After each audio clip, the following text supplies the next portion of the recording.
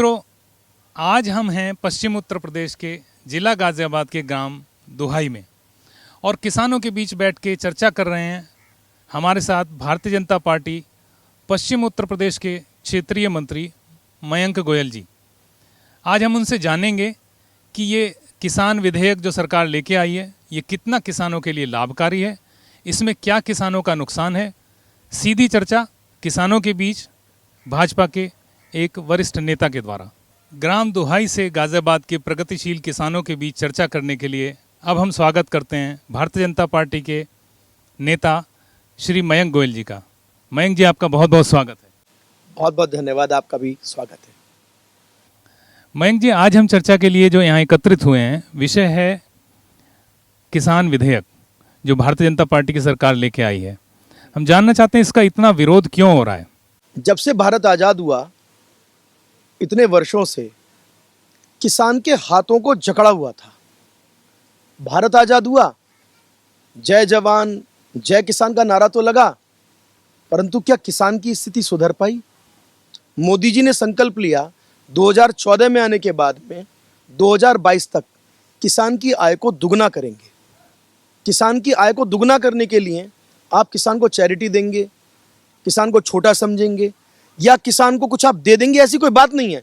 किसान तो खुद अन्नदाता है, किसान तो आपको खिला रहा है, किसान स्वाभिमानी है, किसान जवान है, किसान देश की आत्मा है। आज़ादी भारत जो मिली 1947 में, उस समय 80% उद्योग, धंधे, व्यापार, इकोनॉमी कृषि पर आधारित थी। आज क्या स्थिति है? किसानों को क्यों समस्या आई? जो सबसे बड़ी परेशानी है, किसान अपनी उपज के ऊपर भी, यदि आपने आज इस दुहाई गांव में कुछ उगाया, अच्छी चीज आपने उगाई और वो यहाँ उपज ज्यादा है, आपको बिक्री करने के लिए दिल्ली जाना है, सरकारी अधिकारी आपको रोकेंगे, आपसे टैक्स वसूला जाएगा, आपको परेशान किया जाएगा। आप यदि उसका भंडारण करना चाहेंगे तो उसके लिए आपको परमिशन लेनी पड़ेगी। ये भंडारण का जो एक्ट है, ये समापन करना।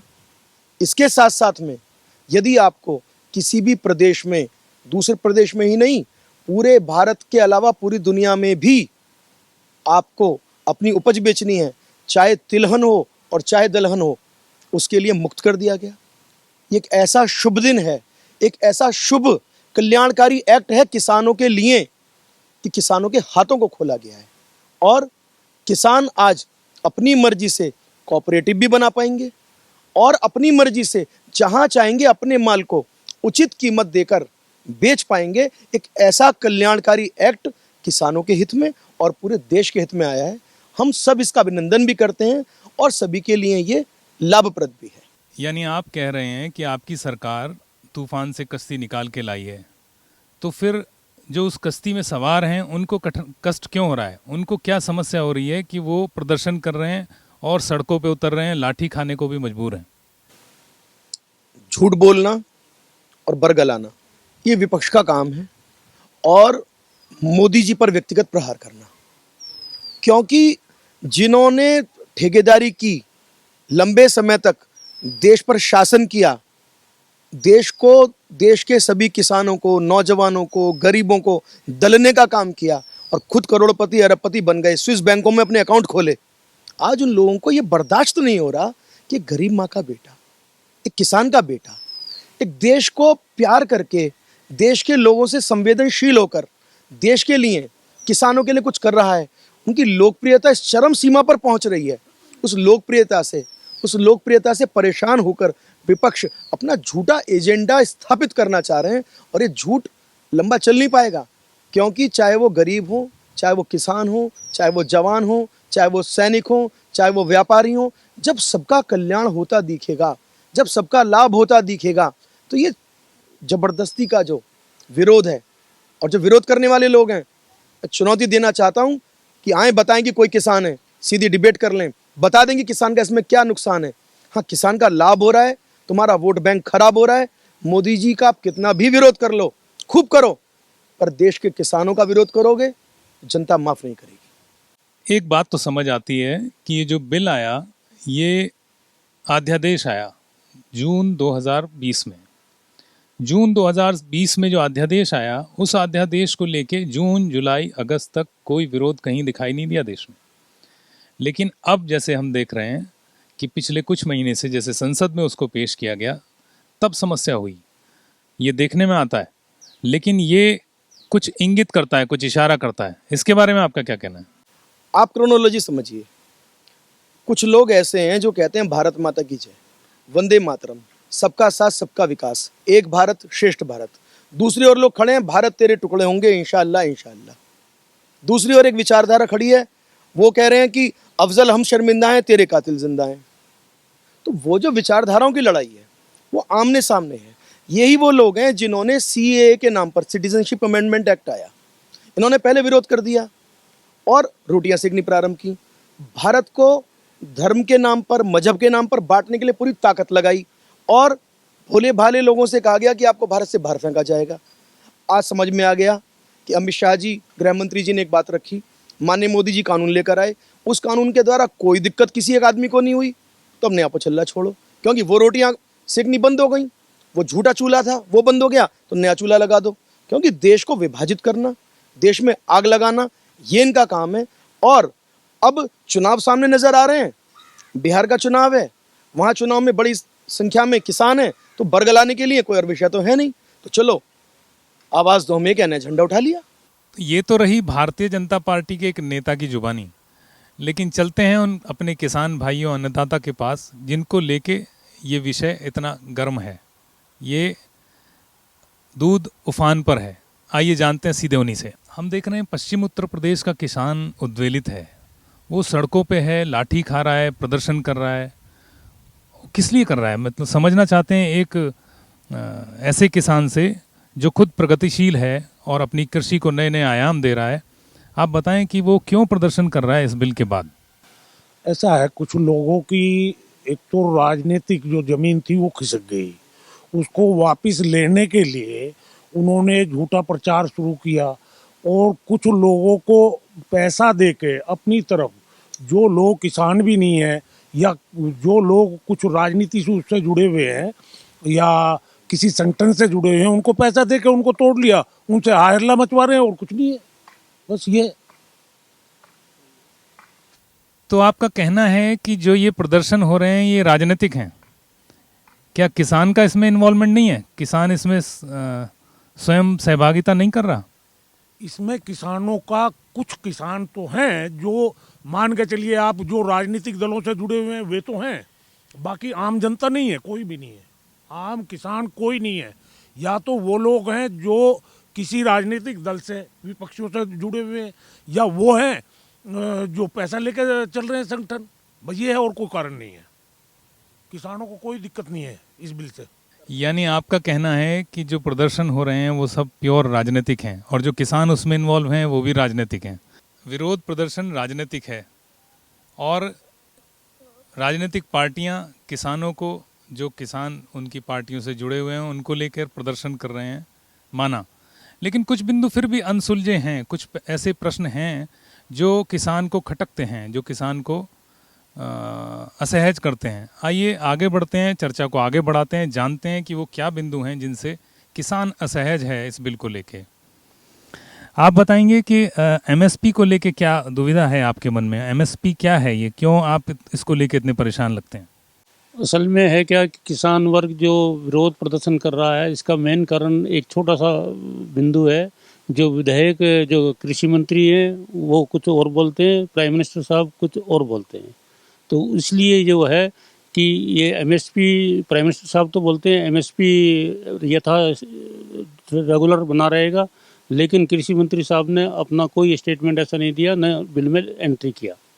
तो ये कन्फ्यूजन पैदा करता है किसान के लिए कि आने वाले 6 महीने बाद में, आने वाले 4 महीने बाद में इसमें रद्द बदल हो सकता है।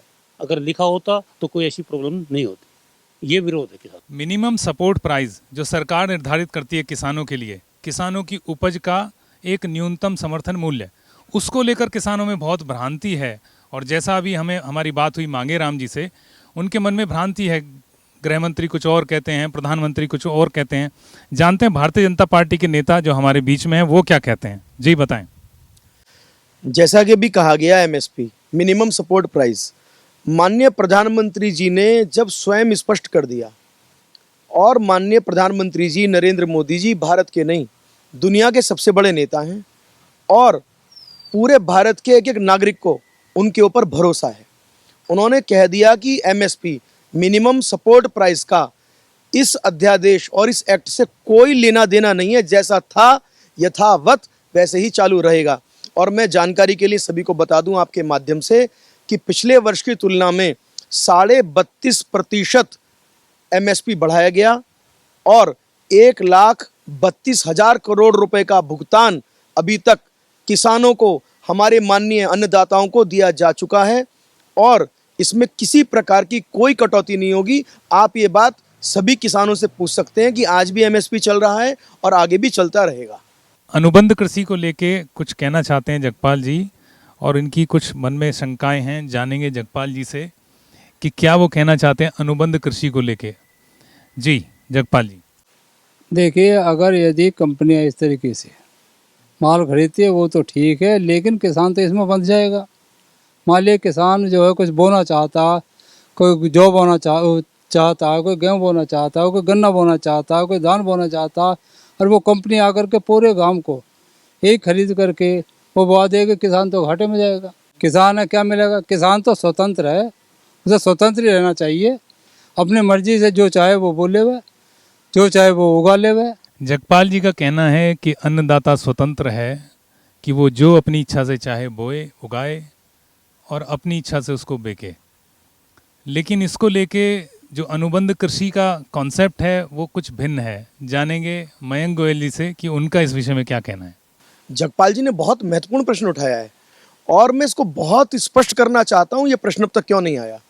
वास्तव में कॉन्ट्रैक्ट फार्मिंग या अनुबंध खेती को लेकर जगह जगह भ्रांतियां और जगह जगह कंफ्यूजन का माहौल है।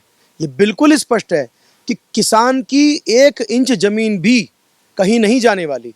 किसान के पास उसकी जमीन रहेगी, वो क्या उस पर बोना चाहता है, क्या उगाना चाहता है, इसका राइट उसी का रहेगा, ये उसका अधिकार रहेगा। और तीसरी सबसे बड़ी बात, किसान यदि 10 किसान, 20 किसान, 25 किसान अपनी सहकारी समिति बनाकर, अपना एफपीओ बनाकर यदि कुछ भी उत्पादन करते हैं, वो दलहन है, तिलहन है या कोई और प्रकार की उपज है, वो खेत में खड़ी खड़ी ही बिक जाएगी। इतना ही नहीं, जिस कंपनी ने कॉन्ट्रैक्ट किया है उसको एडवांस पेमेंट देनी पड़ेगी और किसान को किसी भी मंडी में या कहीं भी भटकने की जरूरत नहीं है।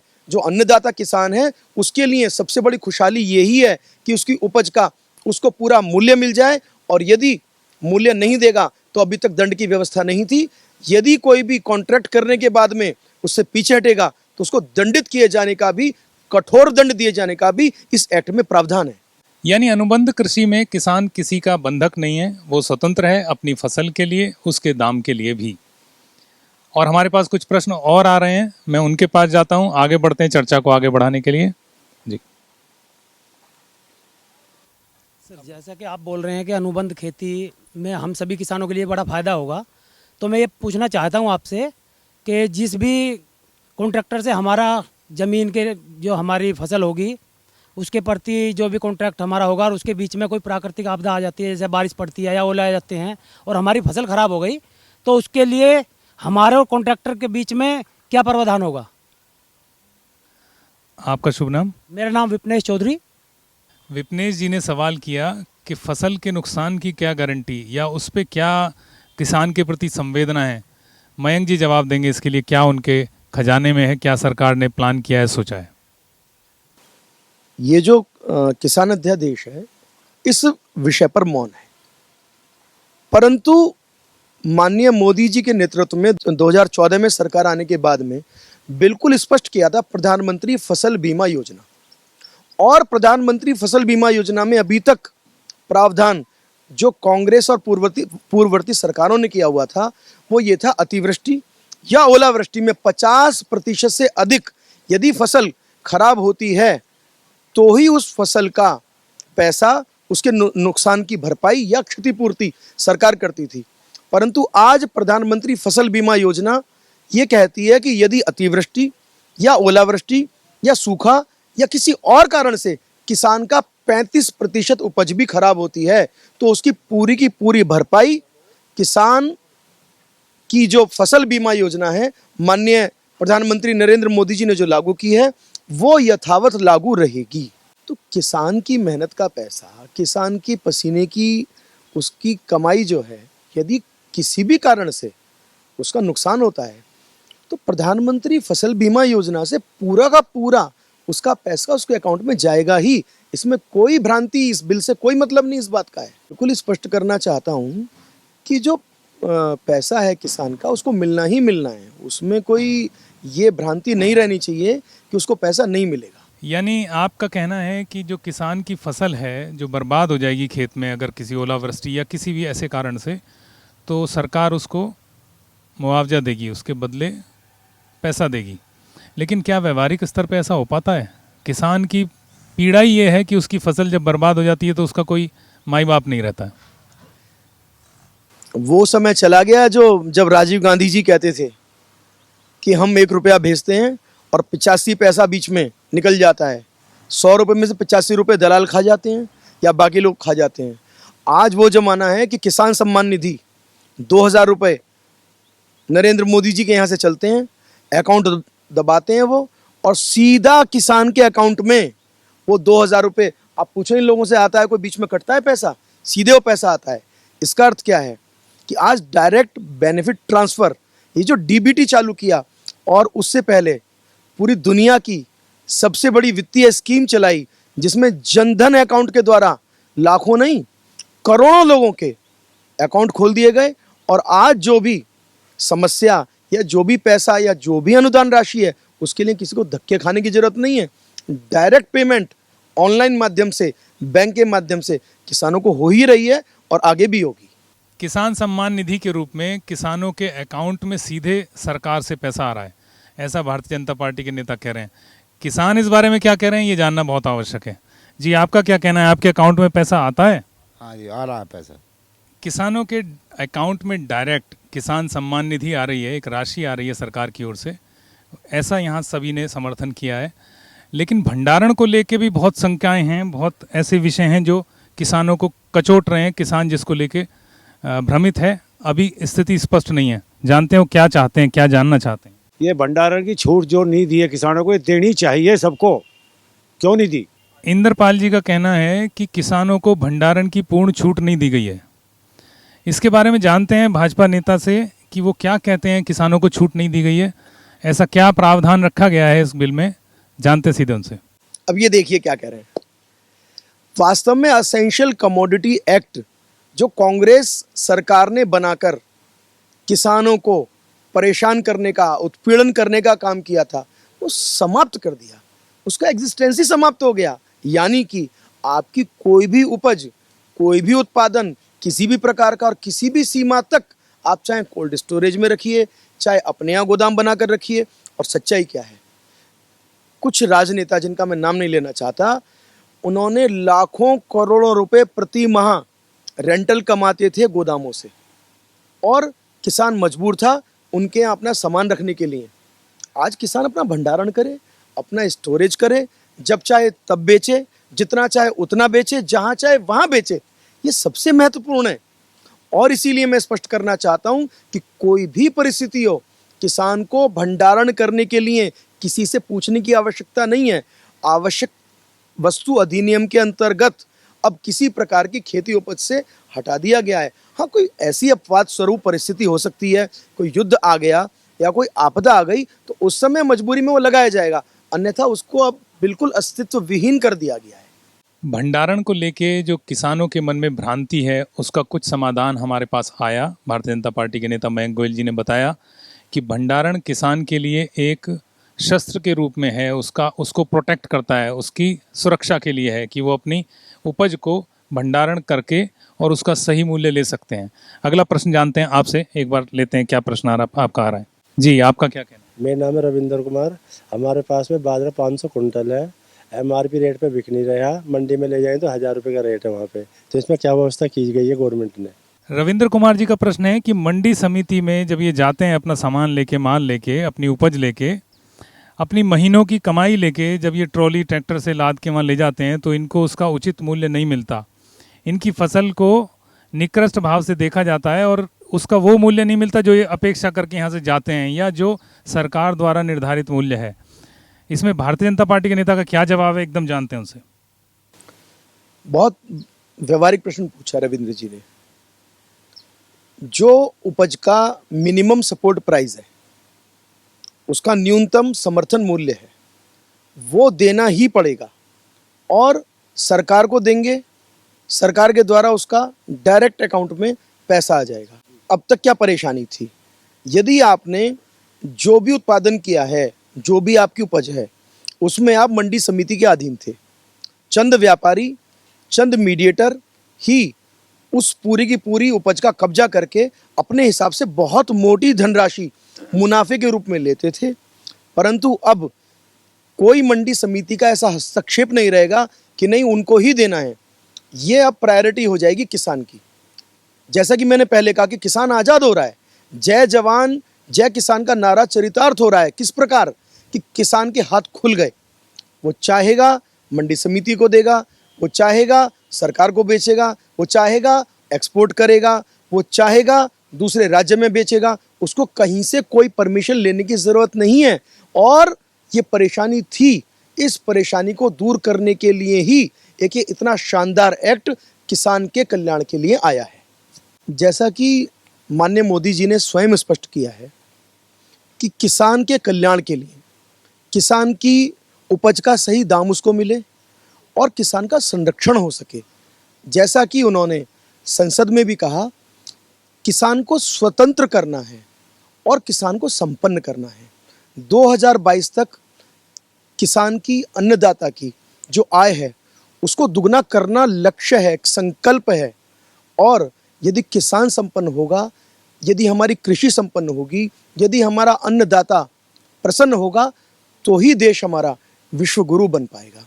और रही विरोध की बात, तो जिन लोगों को विरोध करना है उनका एजेंडा विरोध का है। सिटीजनशिप अमेंडमेंट एक्ट आया, उसका इन्होंने खूब दम लगा के विरोध किया। और तब भी मोदी जी ने भी कहा और अमित शाह जी ने भी ललकारा कि जितनी ताकत है उतनी आप लगाओ, 1 इंच पीछे नहीं पीछे हटेंगे। इसके अलावा धारा 370 और 35A को लेकर पूरे देश में ऐसा वातावरण बनाया गया कि पता नहीं कश्मीर की सड़कें खून से लाल हो जाएंगी, कितना विरोध हो जाएगा। एक परिंदा नहीं मारा गया, कुछ नहीं हुआ।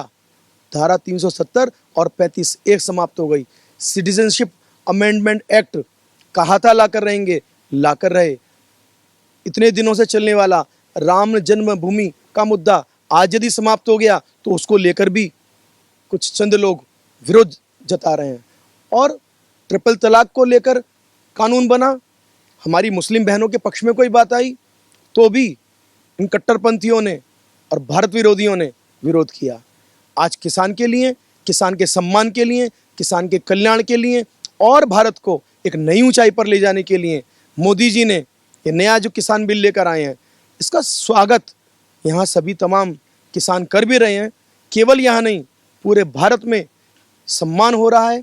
और पूरा भारत एक, जो हम चाहते हैं कि एक भारत श्रेष्ठ भारत, भारत एक ऊंचाइयों पर जाए और गांव, गरीब, किसान का पूरा सम्मान हो, उसको अपनी मेहनत का, अपनी पसीने की कमाई का पूरा हक मिले।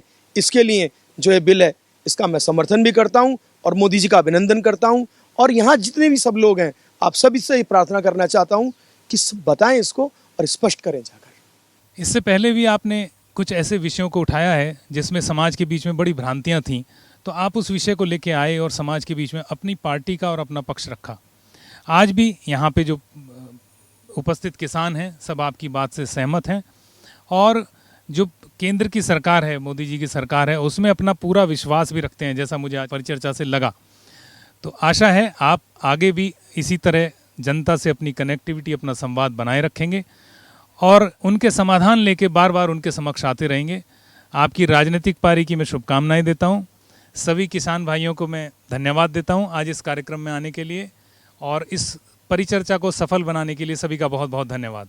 सरकार के प्रतिनिधियों का कहना है कि वो किसी भी परिस्थिति में पीछे हटने के लिए तैयार नहीं है और ये किसान बिल किसान के लिए निर्णायक सिद्ध होगा, उसकी पूंजी को बढ़ाएगा, उसको संपन्न करेगा, सशक्त करेगा। आशा करते हैं कि यह जैसा उन्होंने कहा वैसा ही हो और किसान, अन्नदाता सक्षम हो, सबल हो। आज की परिचर्चा यहाँ तक। आगे फिर ऐसे ही किसी ज्वलंत विषय पर आपके बीच में उपस्थित होंगे। तब तक के लिए नमस्कार।